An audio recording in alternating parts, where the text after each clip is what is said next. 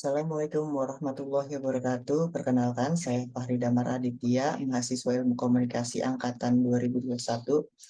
Di sini saya akan menjelaskan hasil penelitian mini skripsi proposal saya dengan judul Efektivitas Pembelajaran Daring Pasca Pandemi COVID-19 ditinjau dari motivasi belajar pada Prodi Ilmu Komunikasi UNJ Angkatan 2021 dengan dosen pengampu Dr. Kimpin Yuliati SP.M.Si dengan mata kuliah Metodologi Penelitian Komunikasi 1 Kuantitatif. Yang pertama, di bab 1 pendahuluan, ada latar belakang di 1.1. Seluruh dunia di akhir 2019 dan awal tahun 2020 digembarkan dengan munculnya penyakit menular dan mematikan berasal di daerah Wuhan, Cina. Penyakit menular ini disebabkan oleh sindrom pernapasan akut oleh coronavirus, atau yang bisa disebut sekarang COVID-19. Penyakit ini dinilai datangnya berasal dari hewan yang menular ke manusia di pasar hewan Wuhan, Cina. Corona ini mengakibatkan penyakit infeksi saluran pernafasan seperti flu, MERS. Keberadaan dari munculnya virus ini mengakibatkan efek pandemi global, menurut Ananta Pratama 2021. Dalam kasus ini, pemerintah mengeluarkan kebijakan selama pandemi virus corona ini terjadi. Salah satu kebijakan yang dikeluarkan oleh pemerintah yaitu meliburkan semua kegiatan belajar mengajar dan berubah sistem pembelajarannya menjadi daring atau online. E-learning adalah aplikasi yang dibuat meminimalisir pendidikan dan anak didik dalam melakukan pembelajaran tatap muka di masa pandemi. E-learning memudahkan kita yang menjadikan semua orang tidak harus berada dalam satu ruang dan waktu untuk belajar. Pembelajaran dapat berjalan dan mengabaikan kedua hal tersebut. Akan tetapi, saat ini pandemi COVID-19 sudah mulai menghilang. Sekolah dan universitas pun sudah mulai aktif kembali melaksanakan proses pembelajaran tatap muka. Motivasi dapat didefinisikan sebagai dorongan atau keinginan yang mendorong seseorang untuk melakukan sesuatu. Karena motivasi termasuk hal yang berpengaruh pada kinerja tugas yang melelahkan, sehingga dapat menyebabkan kelelahan mental. Motivasi siswa harus tetap stabil selama proses pembelajaran agar tidak berdampak pada mental diri sendiri. Motivasi belajar sangat penting selama proses pembelajaran karena itu berfungsi sebagai dorongan internal dan eksternal untuk mendorong perubahan tingkah laku. Meskipun motivasi tidak dapat diamati secara langsung, tingkat motivasi setiap siswa dapat dilihat melalui tingkah laku mereka di lapangan. Berdasarkan dari hasil observasi yang dilakukan oleh peneliti, bahwa proses pembelajaran pasca pandemi di Ilmu Komunikasi UNJ Angkatan 2021 adalah kurang percaya diri dalam menyelesaikan soal-soal, kurangnya semangat, dan minat juga menjadi masalahnya. Karena sudah terbiasa dengan pembelajaran via daring yang bisa sambil santai. Karena pandemi sudah mulai memudar dari instansi, juga sudah bisa dilakukan dengan tatap muka. Maka pembelajaran via daring sudah kurang efektif. Dengan sudah bisanya belajar tatap muka, pembelajaran daring hanyalah opsi di saat keadaan tidak memungkinkan untuk ke kampus. Dan karena via daring membuat mahasiswa menjadi malas dan susahnya mencerna materi. Selanjutnya 1.2 ada perumusan masalah. Berdasarkan dari latar belakang masalah yang sudah diuraikan, maka masalah dari penelitian ini adalah bagaimana efektivitas pembelajaran daring pasca pandemi COVID-19 ditinjau dari motivasi belajar pada Prodi Ilmu Komunikasi UNJ Angkatan 2021. Selanjutnya 1.3 ada tujuan penelitian. Berdasarkan dari rumusan masalah yang sudah diuraikan, maka tujuan dilakukannya penelitian ini adalah untuk mengetahui efektivitas pembelajaran daring pasca pandemi COVID-19 ditinjau dari motivasi belajar pada Prodi Ilmu Komunikasi UNJ Angkatan 2021. Selanjutnya, 1.4 ada manfaat penelitian. Penelitian ini dilakukan dengan harapan dapat memberikan manfaat secara teoritis maupun secara praktis. Yang manfaat secara teoritis dengan adanya pembuatan penelitian ini, kami berharap supaya memberikan pemahaman dan penjelasan yang dapat meningkatkan pemikiran yang logis dan bijak mengenai efektivitas pembelajaran daring pasca pandemi COVID-19 ditinjau dari motivasi belajar pada Prodi Ilmu Komunikasi UNJ Angkatan 2021. Manfaat praktisnya, yang pertama, bagi peneliti, penelitian ini diharapkan agar dapat menambah wawasan atau memberikan informasi kepada peneliti tentang efektivitas pembelajaran daring pasca pandemi COVID-19 ditinjau dari motivasi belajar pada Prodi Ilmu Komunikasi UNJ Angkatan 2021. Yang kedua, untuk dosen, penelitian ini diharapkan agar bermanfaat bagi guru atau dosen dalam melaksanakan pembelajaran setelah COVID-19 dan dapat menambah pengetahuan serta ide untuk pembelajaran ke depannya. Yang ketiga, bagi mahasiswa, penelitian ini diharapkan agar bermanfaat bagi mahasiswa untuk lebih memahami bagaimana cara pelaksanaan pembelajaran yang efektif pasca pandemi COVID-19, sehingga memberikan kemudahan dan kenyamanan selama kegiatan belajar mengajar demi mendapatkan hasil yang maksimal. Bab 2, landasan teori. 2.1 ada konsep pendidikan adalah upaya dasar dan terencana untuk menciptakan lingkungan dan proses pembelajaran di mana siswa secara aktif mengembangkan potensi dirinya untuk memiliki iman, keagamaan, kepercayaan, akhlak mulia, dan keterampilan yang diperlukan untuk diri mereka sendiri, masyarakat, bangsa, dan negara. Dalam hal pendidikan, pandemi COVID-19 memiliki pengaruh yang signifikan terhadap kehidupan sosial masyarakat dan ekonomi Indonesia. Khususnya, jadi masalah baru muncul di dunia pendidikan yang mengharuskan siswa belajar secara online daripada secara tatap muka. Siswa dan pendidikan menjadi khawatir tentang dunia pendidikan baru yang harus diterapkan melalui pembelajaran online karena pandemi ini. Saat ini pembelajaran melalui internet digunakan untuk menghentikan penyebaran virus. Salah satu metode pendidikan yang digunakan di Indonesia adalah pembelajaran daring, yang merupakan singkatan dari dalam jaringan. Mata kuliah daring adalah mata kuliah yang seluruhnya atau sebagiannya diselenggarakan secara online dengan menggunakan sistem manajemen pembelajaran. Metode pembelajaran yang disebut daring atau dalam jaringan adalah metode pembelajaran yang dilakukan secara online. Secara keseluruhan, motivasi belajar adalah semua daya penggerak yang ada di dalam diri siswa yang mendorong kegiatan belajar, menjamin bahwa kegiatan terus berlanjut, dan memberikan arah untuk kegiatan belajar sehingga tujuan belajar yang diinginkan dapat dicapai. Poin 2.2 review literatur. Dalam tabel 2.1 review literatur, nomor 1 ada judul efektivitas pembelajaran daring ditinjau dari motivasi belajar dan kemampuan berpikir kreatif matematika siswa, dengan nama Muhammad Supratman dan Lucia Saiful Fadil. Variabelnya, efektivitas pembelajaran berada di variabel X, motivasi belajar, variabel Y, dan kemampuan berpikir kreatif berada di variabel Y. Hasilnya, seperti yang ditunjukkan pada tabel di atas, hasil analisis statistik deskriptif data motivasi belajar matematika siswa menunjukkan bahwa motivasi siswa rata-rata 101,81 untuk belajar sebelum menggunakan pembelajaran online dan motivasi siswa rata-rata belajar setelah menggunakan pembelajaran online ada 119,43. Novelty-nya ada variabel bebas yang dibahas memiliki perbedaan di mana variabel pada penelitian lebih bervariasi meskipun terdapat variabel efektivitas pembelajaran sebagai variabel X dan variabel motivasi belajar sebagai variabel Y. Yang kedua ada efektivitas pembelajaran daring berbasis WhatsApp Group berbantuan LKPD ditinjau dari motivasi belajar siswa dengan nama Wahyu Dewi Kurniawati, Triastuti Arigiati, dan Irham Taufik. Variabelnya ada efektivitas pembelajaran di variabel Y dan motivasi belajar di variabel Y. Hasil penelitian menunjukkan bahwa siswa dengan motivasi tinggi memiliki hasil belajar matematika yang lebih baik dibandingkan siswa dengan motivasi sedang dan rendah. Selain itu, pembelajaran online berbasis WhatsApp Group dengan bantuan LKPD sama efektifnya dengan pembelajaran online berbasis WhatsApp Group tanpa bantuan LKPD. Novelty-nya perbedaan pada subjek penelitian di mana penelitian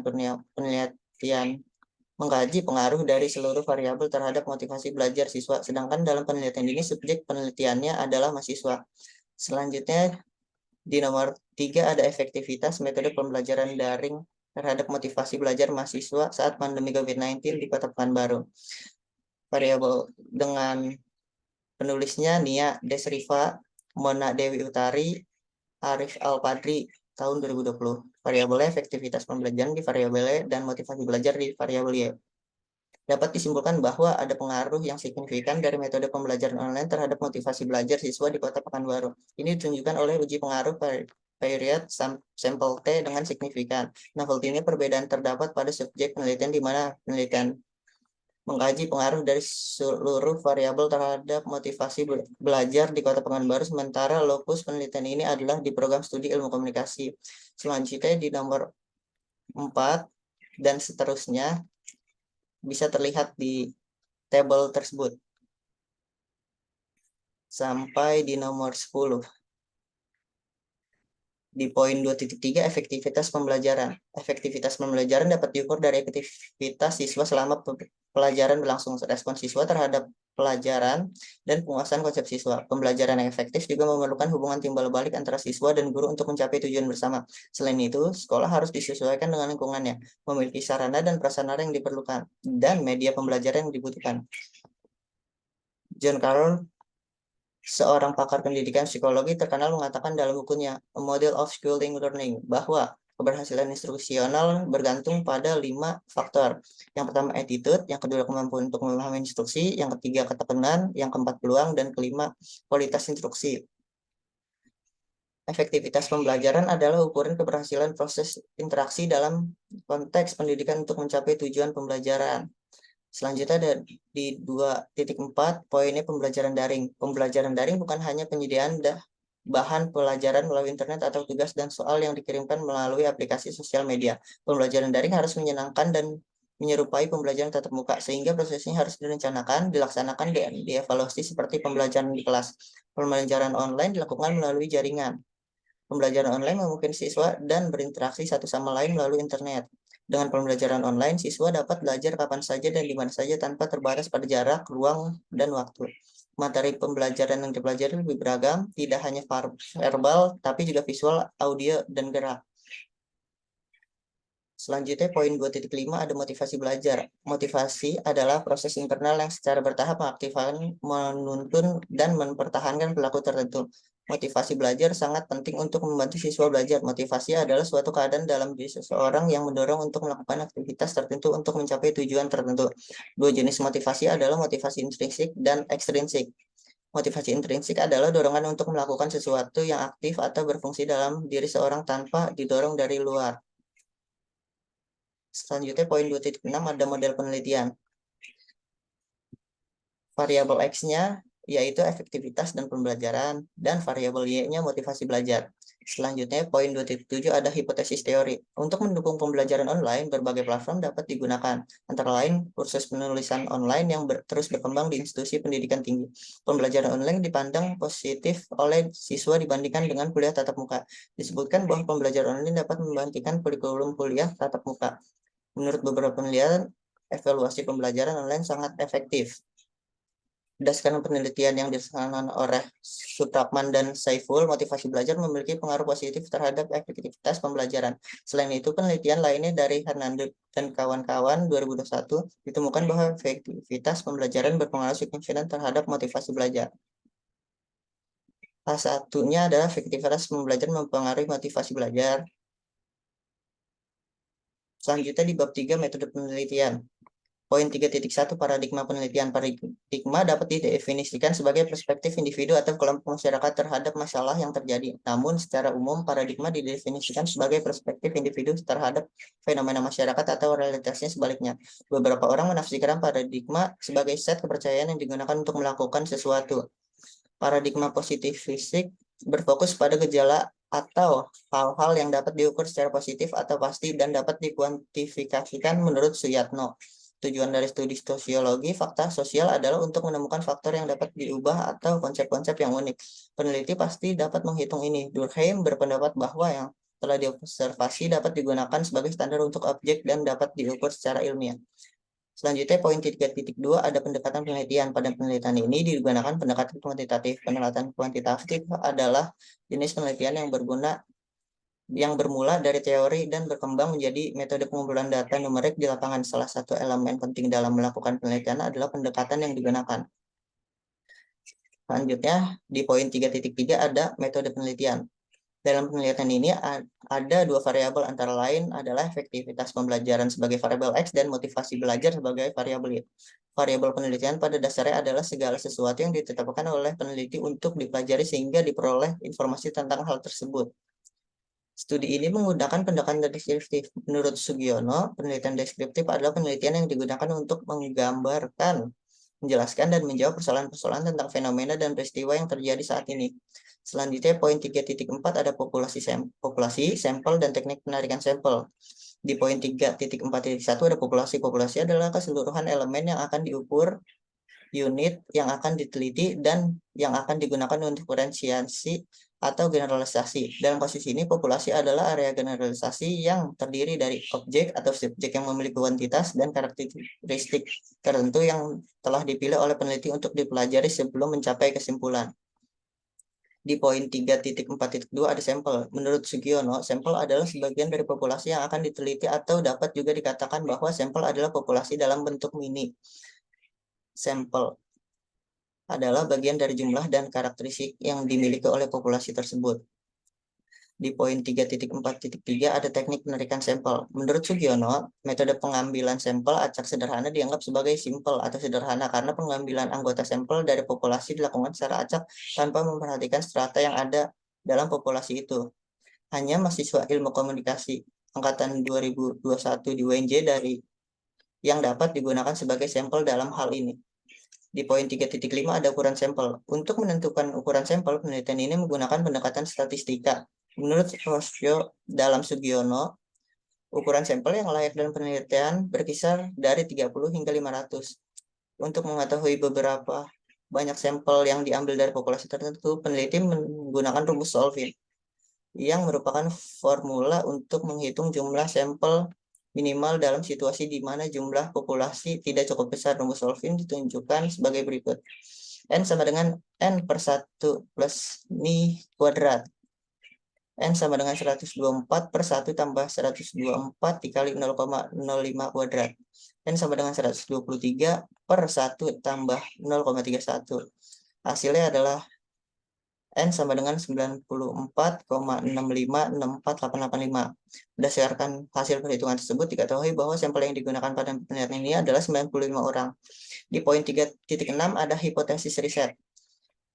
H1-nya adalah efektivitas pembelajaran mempengaruhi motivasi belajar, dan H0-nya adalah efektivitas pembelajaran tidak mempengaruhi motivasi belajar. Di poin 3.7 ada hipotesis statistik. H1-nya diterima. H10 ditolak jika F dihitung lebih besar dari F table. Efektivitas pembelajaran mempengaruhi motivasi belajar. H0 diterima. H1A ditolak jika F hitung lebih kecil dari F table. Efektivitas pembelajaran tidak mempengaruhi motivasi belajar. Selanjutnya di poin 3.8 ada metode pengumpulan data. Di poin 3.8.1 kuesioner. Peneliti menggunakan angket atau kuesioner untuk mengumpulkan data yang dibagikan kepada sampel penelitian. Menurut Sugiono, angket atau kuesioner adalah metode pengumpulan data yang melibatkan memberi responden sejumlah pertanyaan atau pernyataan tertulis untuk dijawab. Penelitian akan menggunakan platform media sosial seperti Gform. Kali Likert akan digunakan untuk mengukur pernyataan-pernyataan dalam kuesioner bersama dengan alternatif jawaban yang dipilih oleh responden. Di tabel 3.1 skala responnya itu ada yang mulai dari sangat setuju sampai sangat tidak setuju. Nilainya dari 4 sampai 0. Di poin 3.8.2 ada dokumentasi. Studi dokumentasi berfungsi sebagai sumber data untuk mendukung proses penelitian yang berupa bahan tertulis dalam studi dokumentasi. Data tidak dikumpulkan kepada subjek penelitian. Sebaliknya, data dikumpulkan dengan mempelajari dokumen tertulis yang terkait dengan subjek penelitian. Selanjutnya di poin 3.9 ada metode pengukuran data. 3.9.1 Validitas. Uji validitas dilakukan untuk mengetahui apakah instrumen atau alat peneliti benar-benar mencerminkan variabel yang diteliti. Sugiono menyatakan bahwa instrumen yang valid adalah alat ukur yang dapat digunakan untuk mengukur apa yang seharusnya diukur dan valid saat pengumpulan data untuk mengukur. Di poin 3.9.2 reliabilitas. Reliabilitas instrumen adalah kualitas instrumen yang membuat cukup dapat dipercaya untuk digunakan sebagai alat pengumpulan data. Analisis keterandalan butir tidak melibatkan semua butir yang belum diuji. Sebaliknya, rumus alpha, Cronbach, dan alat hitung komputer digunakan untuk menentukan reliabilitas penelitian ini. Selanjutnya di poin 3.10 ada metode analisis data. Di poin 3.10.1 ada analisis data univariat. Analisis univariat adalah analisis terhadap masing-masing variabel dan hasil penelitian untuk mengetahui distribusi dan presentasi masing-masing variabel. Selanjutnya hasil ini dimasukkan ke dalam tabel frekuensi dengan rumus bagi berikut. P sama dengan X per N kali 100%. Keterangannya P sama dengan presentasi, X sama dengan jumlah kejadian pada responden, N sama dengan total keseluruhan responden.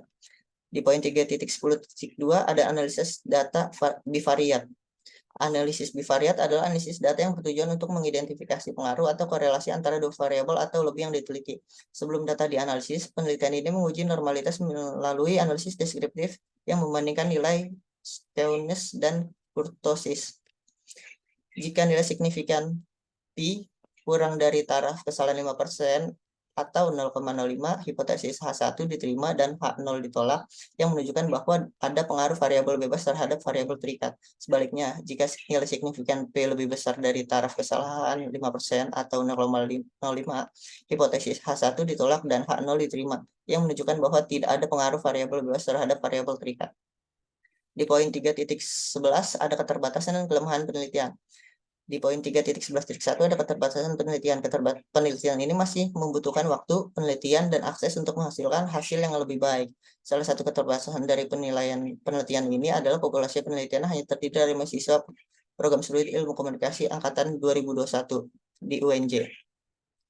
Di poin 3.11.2 ada kelemahan penelitian ini masih mempunyai keterbatasan dalam hal peneliti, waktu, serta akses untuk memperoleh hasil yang lebih baik. Salah satu kelemahan dalam penelitian ini adalah penelitian ini hanya membahas dua variabel yang masing-masing memiliki satu variabel bebas dengan satu variabel terikat. Selanjutnya di poin 3.12 ada definisi operasional. Di poin 3.12.1 ada efektivitas pembelajaran. John Carroll Supriyadi 2013, seorang pakar pendidikan psikologi terkenal, mengatakan dalam bukunya Model of School Learning bahwa keberhasilan instruksional bergantung pada 5 faktor. Yang pertama ada attitude, yang kedua kemampuan untuk memahami instruksi, yang ketiga keturunan, yang keempat peluang, dan yang kelima kualitas instruksi. Di poin 3.12.2 ada motivasi pembelajar. Motivasi belajar diukur dengan indikator.